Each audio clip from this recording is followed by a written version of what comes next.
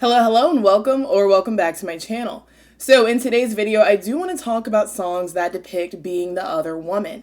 And for obvious reason, this was something that has been on my mind a lot recently. Because everyone was like, oh, we were supposed to know exactly who Ariana was because of Break Up With Your Girlfriend on Board.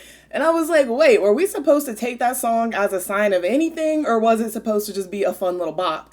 And then I realized there are so many songs about being the other woman that I actually am very familiar with and listen to all the time. So of course in today's video, I do want to talk about more of those songs, not just from Ariana, but from other artists, and sort of get into why these women songwriters do want to depict being the other woman, even if they themselves have claimed that that's something that they've never been or experienced. And someone in the comments did recommend this in another video, but all of the songs that I mentioned in this video are going to be linked in a playlist down below in the video's description, just because I imagine that quite a few of these songs are songs that you may have never heard before, so I just want to have them all in one place, that way you can listen to them either during the video or after the video. So let's go ahead and get into it. Infidelity and songs about it are a tale as old as time. Many are written from the perspective of a woman who finds herself the victim in the situation and is often left high and dry after her partner cheats. In some cases, like Dolly Parton's Jolene, there's a preemptive fear of losing her man to another woman simply because she has enough power and allure to take him.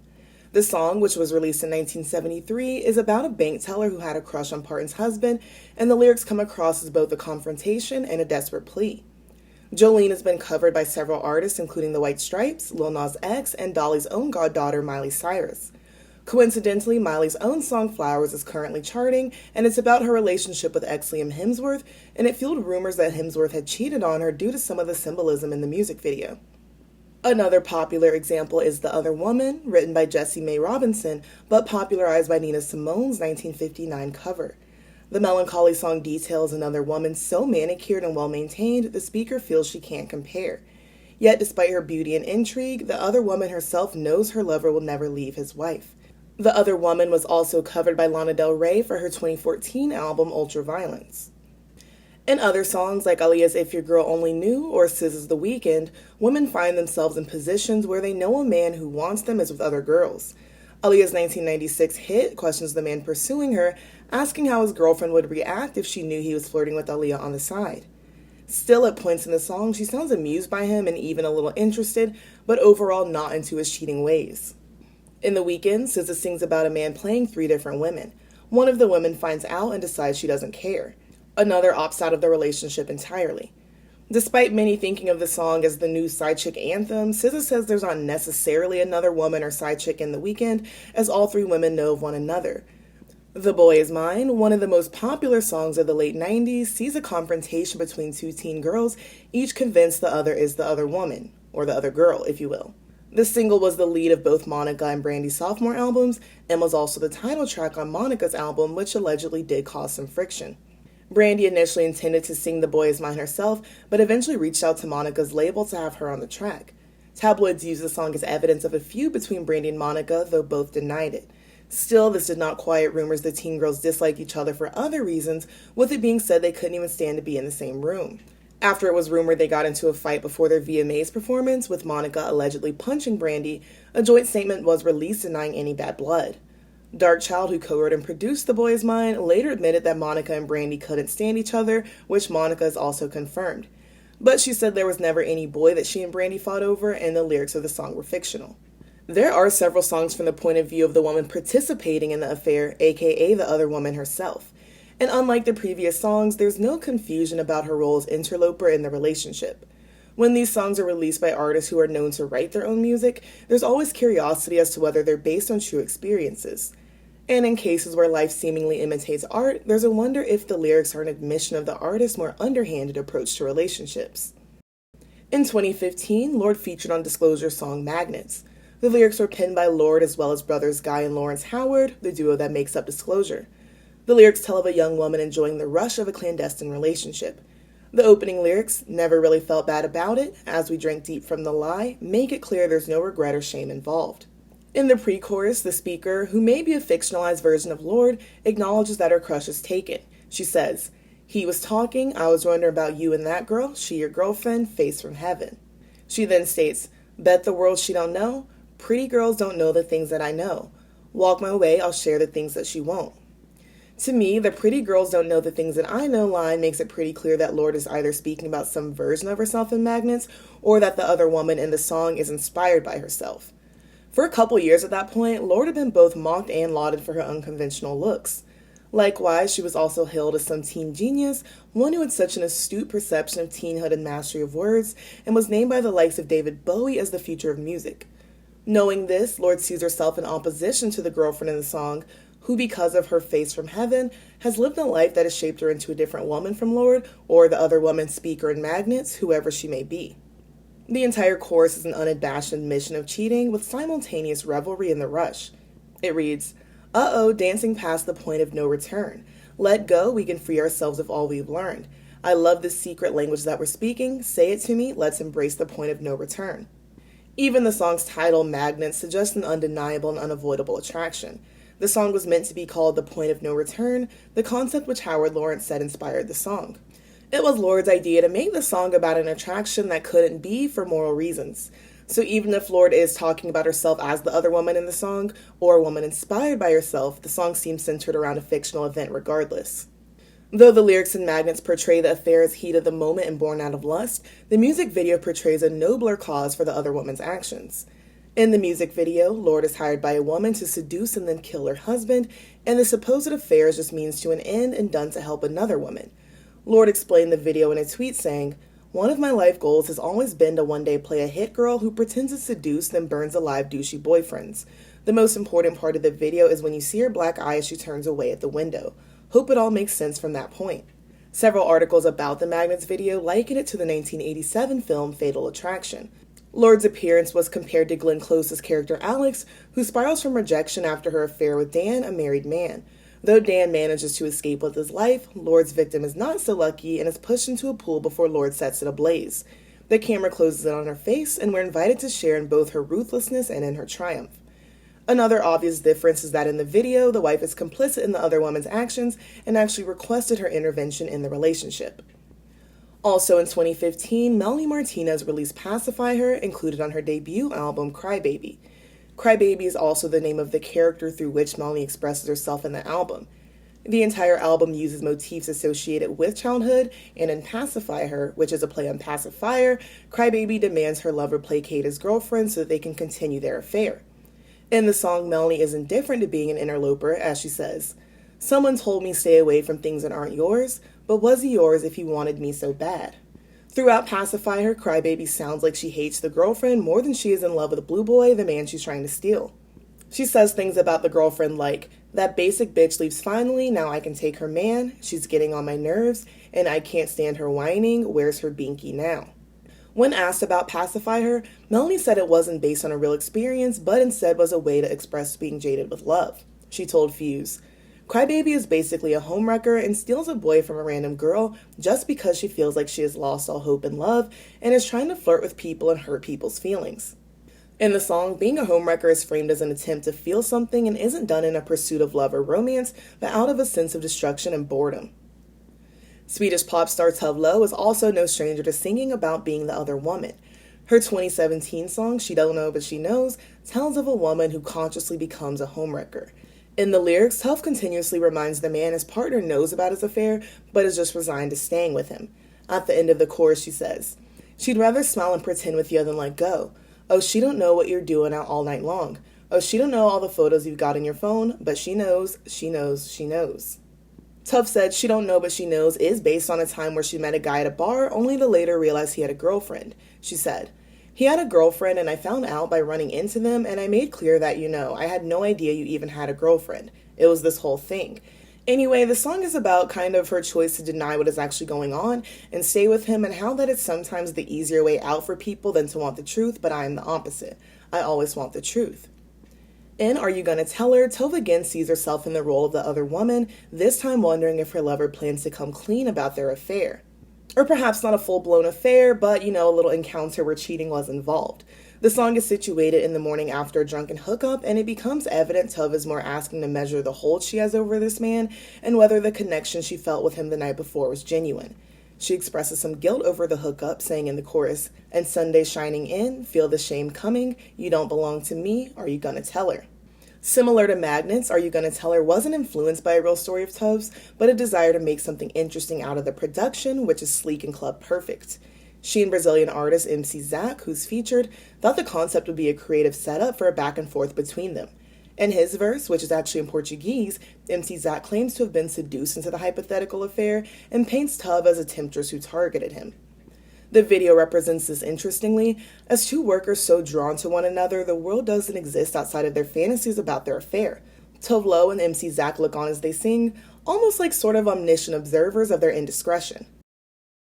Likely one of the most popular depictions of being the other woman, or expressing the desire to be, is Ariana Grande's song Break Up With Your Girlfriend, I'm Bored. The song was released in early 2019 as the third single from her album Thank You Next. As the title suggests, Ariana urges a man to break up with his girlfriend to be with her instead. Not because they're truly in love, but simply because Ariana has nothing better to do. Ariana wrote the song herself, along with producers Max Martin and Ilya. Candy Burris and Kevin Briggs also have credits, as the song interpolates the pre-chorus of NSYNC's It Makes Me Ill in the bridge. Several lyrics in Break Up With Your Girlfriend I'm Bored make it obvious the other woman in the song is not only aware of the girlfriend, but also somewhat resents her. Ariana, or the other woman in the song, however you want to interpret it, also accuses the boyfriend of being a willing participant and encouraging her to engage in an affair. In the second verse, she says, "But I know I shouldn't think about it. You know what you're doing to me. You're singing my songs in the street, acting all innocent, please, when I know you're out here thinking about it." Reviews of the song were positive, with many praising Ariana's flirty yet aloof tone and the overall sexiness of the song. Break Up With Your Girlfriend I'm Bored debuted at number 2 on the Hot 100, meaning all three of the singles from Thank You Next debuted in the top 3. Quickly after its release, the song became everything from a meme to a photo caption to a subtle threat in some cases. In more innocent cases, the phrase break up with your girlfriend I'm bored was used as a sort of mantra to express one's desirability rather than any desire to cheat with someone. Like an admission of, I look so good, hypothetically I could take your man, but I'm not going to realistically. When the song came out, some thought it was Ariana's way of taking a shot at Jhené Aiko, who her ex Big Sean was dating. So some took it as an open invitation that Big Sean was welcome to come back to Ariana if he desired. The Break Up With Your Girlfriend I'm Bored video dropped the same day as the single, and then from there speculation as to what the song was actually about continued. The video, directed by Hannah Lux Davis, shows Ariana at a bar watching a man she's interested in, played by Charles Melton, spend the night with his girlfriend named Yasmin in the video. Though Ariana wears a blonde wig in the club shots, Yasmin wears Ariana's signature brown ponytail, choker, and oversized clothing. She also has the same moon tattoo that Ariana has behind her ear. Ariana fantasizes about dancing with the couple and with Charles and Yasmin individually. It seems Ariana actually does meet the couple at the bar, and they're all seen together again at an after party. Here, the ponytail version of Ariana meets Yasmin, and they look identical. It's hard to definitively tell whether Ariana is jealous and wants to break up the relationship between Charles and Yasmin, or she wants to be a part of it because she's interested in them both. Ultimately, at the end of the video, Ariana ends up with Yasmin, signified by their kiss at the end. Because of the video, some fans interpreted the song as Ariana's way of saying she was more interested in Jhené than in Big Sean. Those who thought the song had nothing to do with the couple at all thought it might be another self-love anthem and meant Ariana was falling in love with herself. They took Break Up With Your Girlfriend as Ariana's statement that she was going to be single and date herself. Some who didn't take the video's ending as an embrace of the single life accused Ariana of queerbaiting. Interestingly, whether the song's lyrics should be interpreted as meaningless fun or as a warning of a woman's ill intentions, the song has recently been used more than once as an admission of Ariana's alleged home-wrecking ways. Just days after announcing her split from Dalton Gomez, Ariana's husband of 2 years, stories broke that she was allegedly having an affair with Ethan Slater. Ethan, who's Ariana's co-star in Wicked, was also married to Lily J, his high school sweetheart. The pair welcomed a son together last August. In the midst of this rumored affair, reports have come out that Ariana was allegedly friends with the couple and had met Ethan and Lily's son. Though neither Ariana nor Ethan have publicly confirmed or denied the affair, it allegedly began back in April, though Lily and Ethan initially decided to move past it and work on their marriage. However, on July 26th, Ethan Slater filed for divorce from Lily. As of July 29th, it was reported Ariana was allegedly giving Ethan space to sort out his divorce, and she hadn't seen him in a couple weeks. Several have pointed out that not only is Ethan in the wrong for allegedly cheating, but he's also breaking up his family, allegedly for a relationship that's unlikely to last in the long term and could hurt his career. For her part, Ethan's estranged wife Lily reportedly told Page Six that Ariana was not a girl's girl and that her family was collateral damage in this situation. As more rumors of the affair unfolded, many used Ariana's track record as proof that the allegations may be true. Allegedly, several of Ariana's exes were still in relationships when she decided to pursue them. Ariana Grande owned her long history of cheating in relationships. 2013, High Brooks accuses Ariana for cheating on him with Nathan Sykes. Same year, 2013, rumors started going around that Mac Miller and his longtime girlfriend Nomi broke up because he cheated on her with Ariana. In 2016, Naya Rivera revealed in her book that Big Sean allegedly cheated on her in 2014 with Ariana when she walked into her house and Ariana was there. In 2018, Mac Miller's ex-girlfriend Nomi revealed on her Tumblr blog Mac cheated on her again with Ariana in 2016. In 2018, there were rumors Ariana cheated on Mac with Pete Davidson, while Pete was in a relationship with Cassie David.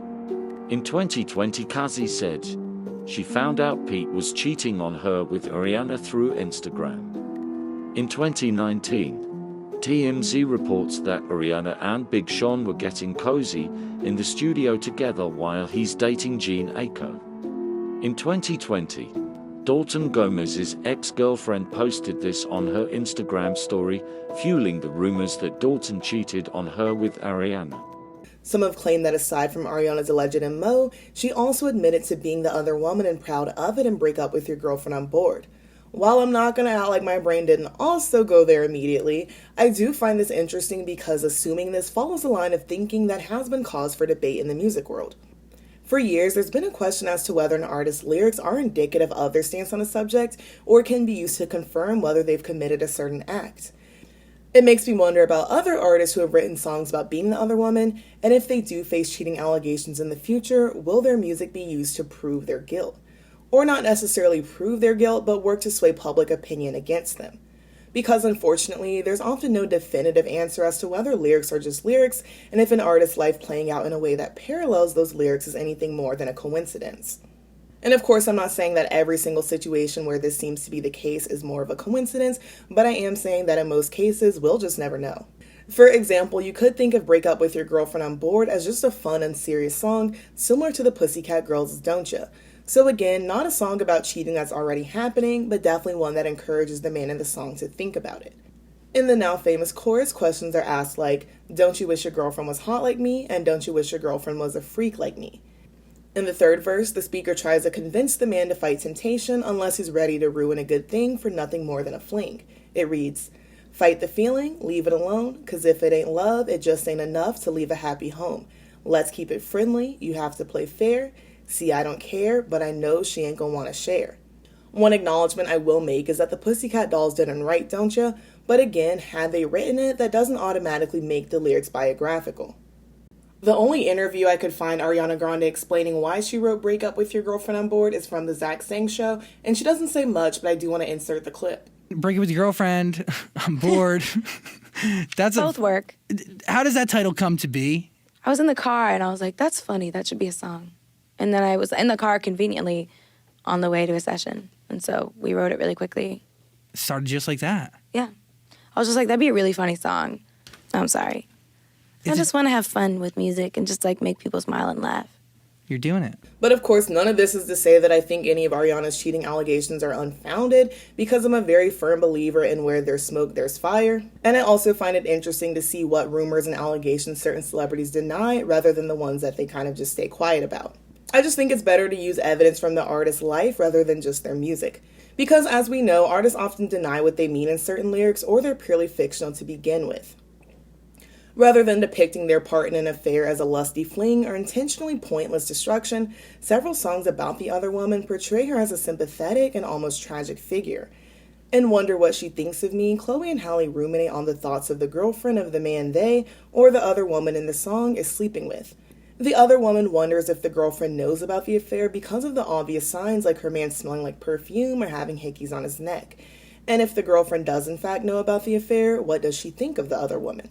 Wonder What She Thinks of Me kind of came from a seed in my life where, you know, a situation where you just meet somebody and you instantly connect and it's a soul connection and you're like, I feel like I've known you a long time, but they're in a situation and you're also kind of in a situation as well. That was kind of the seed for this song. The affair is framed as being less wrong because it's true love, and the other woman in the song is still happy for the couple, or at least claims that she is. The pre-chorus reads, I'm not the jealous type, not like other guys. I wish you all the best, I'll help you pick her dress, and you can both go to Paris, you're living the lavish, I'm actually happy for you. The other woman saying she isn't jealous, as if she even has a place to be, is further proof that she still sees herself as a victim, or at least not a complete villain, despite getting with a taken man and knowing they won't end up together. And it kind of felt really nice to just talk about what the other woman's perspective is and kind of how she feels during all of this, because ultimately she feels like she should be the number one and she is the number one in this person's life, but he's just not telling that other person. So it was really interesting for us to both dive in and kind of develop that story. Halle said the themes of Wonder What She Thinks of Me are somewhat related to Ungodly Hours' previous track, Don't Make It Harder on Me. But that song is more about ending a relationship that's not going anywhere because the boyfriend's just not the one. Similarly, in Busy Boy, the sisters sing about a man that could easily turn either of them into the other woman, but they refuse to get involved because they know the man's a player. Chloe and Halle haven't named who the song's about, but they have said it's based on their lives. Though it's not been confirmed, there was speculation the song was about their grown-as co-star, Diggy Simmons. In her 2020 album Folklore, Taylor Swift wrote 2 songs thought to be from the perspective of the other woman. The first, August, speaks of a summer fling doomed from the start. Still, the woman in the song, who Taylor's called Augusta or Augustine, finds herself falling for this man and bending over backwards for him. In the bridge, Taylor sings, cancel plans just in case you'd call and say meet me behind the mall. So much for summer love and saying us, 'cause you weren't mine to lose, you weren't mine to lose now. The phrase, 'cause it was never mine, is repeated throughout August and is both an expression of disappointment and Augusta's admission that she should have known better. Taylor spoke about the meaning of August as well as its connection to other songs on Folklore, Cardigan and Betty. Taylor said, What happened in my head was, okay, so like Cardigan is Betty's perspective from like 20 to 30 years later, looking back on her, this love that was this tumultuous thing. In my head, I think Betty and James ended up together, right? So in my head, she ends up with him, but he really put her through it. But like August was obviously about the girl that James had this summer with, right? So she seems like she's a bad girl, but really she's not a bad girl. She's like really a sensitive person who like really fell for him. And she was trying to seem cool and seem like she didn't care because that's what girls have to do. And she was trying to let him think that she didn't care, but she really did. And she thought they had something very real. And then he goes back to Betty. In Illicit Affairs, Taylor also speaks about infidelity in general and the turmoil brought on by such a relationship that's often futile by nature. In the chorus, she says, and that's the thing about illicit affairs and clandestine meetings and longing stares. It's born from just one single glance, but it dies and it dies and it dies, a million little times. Though I personally read it as a general statement on affairs, I did find that some consider illicit affairs to be another part of the love triangle between James, Augusta, and Betty, and it's another song from Augusta's perspective, but maybe older. However you interpret it, I do feel like illicit affairs is definitely from the perspective of a cheater. But I go back and forth between whether it's about being the other woman or the woman in the song being the one who's in the relationship and is the one who's cheating. Critics and fans alike have noticed that in Folklore, Taylor seems to have a more nuanced and sympathetic view of the other woman and infidelity in general. This differs from some of her earlier music, the most popular example probably being 2010's Better Than Revenge. Taylor was accused of demonizing and slut-shaming the other woman in the song, who is rumored to be actress Camilla Bell. This was because of the lines, she's not a saint, she's not what you think, she's an actress, she's better known for the things that she does on the mattress. On Taylor's re-recording of Speak Now, which was released a few weeks ago, the lyric was changed to, she's not a saint and she's not what you think, she's an actress, he was a moth to the flame, she was holding the matches. Taylor said that over the decades, she'd matured and realized a lot of affairs are more nuanced. The idea that there's some bad villain girl in any type of situation who like takes your man is actually a total myth, because that's not usually the case at all. Like everybody has feelings and wants to be seen and loved. I was really intrigued by a Reddit thread where some Swifties commended Taylor for showing nuance and how it actually made them reconsider experiences in their own lives. Even a few people who had been cheated on and felt like the other woman was actively trying to destroy their relationship said folklore reminded them while that very well is the case in some situations, it isn't always. Others claim the song helped them gain a new perspective of their parents' marriages, which were ruined by infidelity. Obviously, they don't suddenly appreciate that happening because of a Taylor Swift song, but are now able to see the situation as less black and white. This does in some ways address my question as to why some of these songwriters, most of whom claim to have never been the other woman, decide to depict that in their music and even sympathize with the other woman a lot of the time. My assumption is that it's because infidelity, regardless of which side of the situation the woman falls on, is unfortunately a pretty universal experience. And like with authors, songwriters aren't limited to writing about things they've personally experienced, and writing about something does not mean glamorizing or promoting it. When speaking about Pacify Her, Melanie said she includes things that she didn't experience in her work because she sees her music the same way as painting a picture, and sometimes those additions and embellishments make the song more whimsical and story-like. It's also likely that in most cases, like with their other music, artists are talking about situations they know their fans are likely to relate to.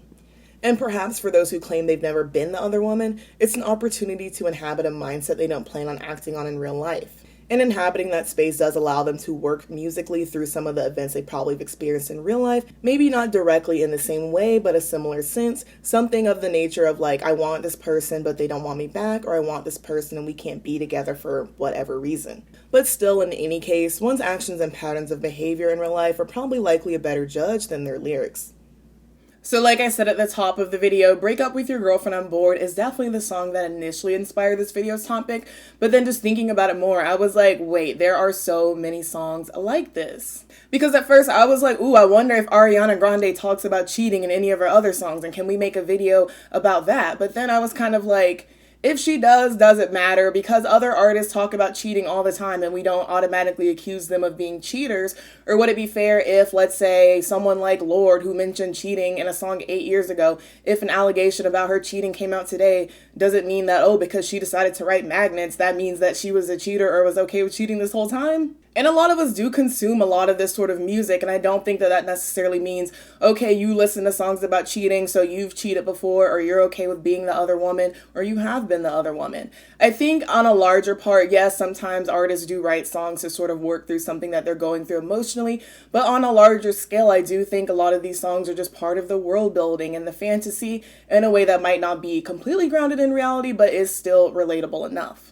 And even if you have no plans of acting on it, I do think on some level there is something sort of sexy or intriguing about being desired so badly that someone might want to risk it all for you. And it's like, okay, maybe I'm not going to get myself in an entanglement in real life, but I can fantasize about that being the case in a song maybe. But yeah, of course, as always, let me know your thoughts. Let me know your opinions down below. Let me know if you think, writing a song about cheating is pretty normal, even if the artist makes it sound, cute and fun and sexy. Is that condoning cheating? Is it glamorizing cheating? Can we use that to, prescribe their feelings and thoughts of cheating in the real world based on something they wrote in a song? Also, as a consumer, do you listen to music about cheating, or is it something where it's like, ooh, I don't like this topic that much, so I just don't listen to it? Because, this isn't one of them, but I do have, certain things that I just don't like to hear about in music, so that might be the case for some other people. And of course, since it's 2023, let me just go ahead and say explicitly, I do not condone cheating. This is not a video of me condoning or excusing cheating. This is not that.